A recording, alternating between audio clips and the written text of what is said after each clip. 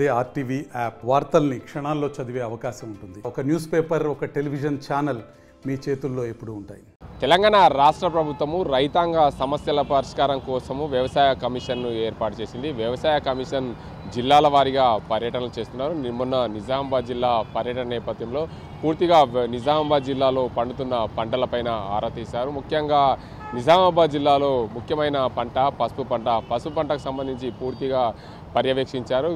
గ్రౌండ్లో పసుపు పంట ఎలా ఉంటుంది, పసుపు రైతులకు ప్రభుత్వము ఎలాంటి సబ్సిడీ ద్వారా తార్పాలిన్లు కానీ ఇతర పసుపు సంబంధించిన పనిముట్లు కానీ ఇస్తున్నారా లేదే అనే కోణంలో కూడా పూర్తిగా పర్యవేక్షించింది. జిల్లా కలెక్టర్ కార్యాలయంలో పసుపు రైతులతో అవగాహన సదస్సును ఏర్పాటు చేశారు వ్యవసాయ కమిషన్ చైర్మన్ సభ్యులు. దాంతోపాటు జిల్లాలో ఉన్న పసుపు పంటను ప్రధానంగా తీసుకున్నారు. పసుపు పంటకు సంబంధించి చూసుకుంటే జిల్లా వ్యాప్తంగా 22,000కు పైగా పసుపు పంట ఎకరాల్లో పండుతుంది. రాష్ట్ర వ్యాప్తంగా 40,000 ఎకరాల్లో పసుపు పంట సాగు అవుతుంది.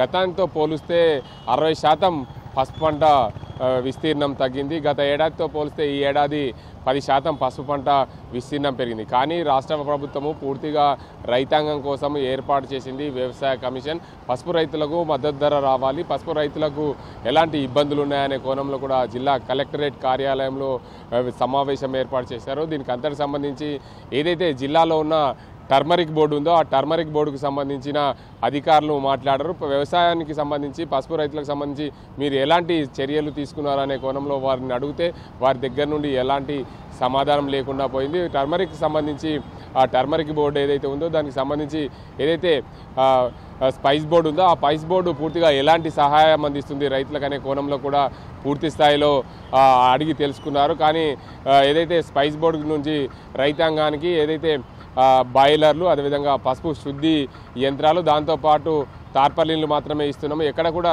అని రైతాంగానికి పూర్తి స్థాయిలో అందలేదని చెప్పి రైతులు ఏదైతే కమిషన్ ముందు గోడు వెలువెట్టుకున్న పరిస్థితి. నిజామాబాద్ వ్యవసాయ మార్కెట్లో కమిషన్ ఏజెంట్లందరూ కూడా కుమ్మక్కయ్యారు. ఎందుకంటే ఎవరైనా సరే పసుపుకు ధర వచ్చినప్పుడు రైతు ఇవ్వనప్పుడు ఆ ధర కంటే ఎక్కువ పలికే లేదని చెప్పి సిండికేట్గా అయ్యారు. ఎవరైనా సరే ఆ సిండికేట్ను ఉల్లంఘిస్తే వారి దగ్గర 5,000 రూపాయలు జరిమానా విధించే విధంగా కమిషన్ ఏజెంట్లందరూ కూడా ఒప్పందం చేసుకున్న పరిస్థితి.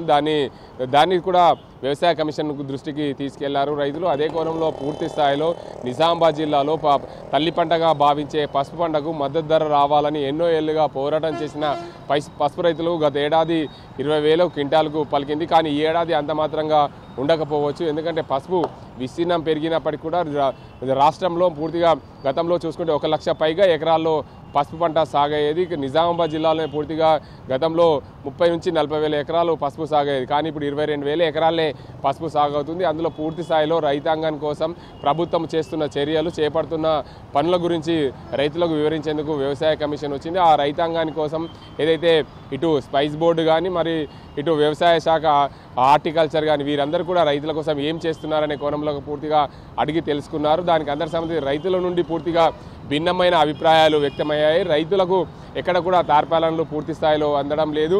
దాంతోపాటు ఏదైతే స్పైస్ బోర్డు వాళ్ళు చెప్తుంది ఏంది, పెద్ద పసుపు ఉడకబెట్టే యంత్రాలు బాయిలర్లు కూడా ఇస్తున్నామని చెప్తారు. అది పెద్ద భూస్వాములకు మాత్రమే అందుతుంది. దానివల్ల చిన్న రైతులకు ఎక్కడ కూడా అందడం లేదు. పూర్తిగా ఏదైతే స్పైస్ బోర్డు పూర్తిగా పసుపు రైతుల కోసమే కాకుండా కాంట్రాక్టర్లకు ఎఫ్పిఓలకే ఇస్తుంది అనే కోణంలో కూడా ఆరోపణలు ఎదుర్కొన్నారు స్పైస్ బోర్డు వాళ్ళు.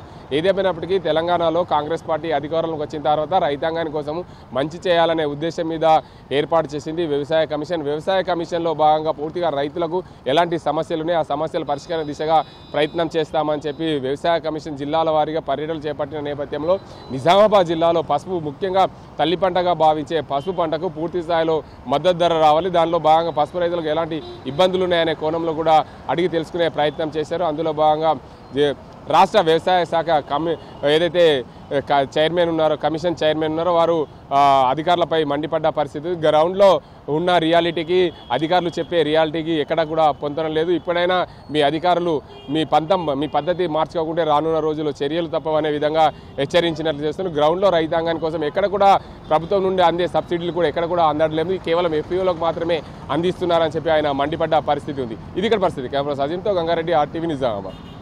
మరిన్ని వీడియోస్ కోసం ఛానల్ ని సబ్స్క్రైబ్ చేయండి, లేటెస్ట్ అప్డేట్స్ కోసం వాట్సాప్ ఛానల్ ని ఫాలో చేయండి అండ్ లింక్ డిస్క్రిప్షన్ లో ఉంది.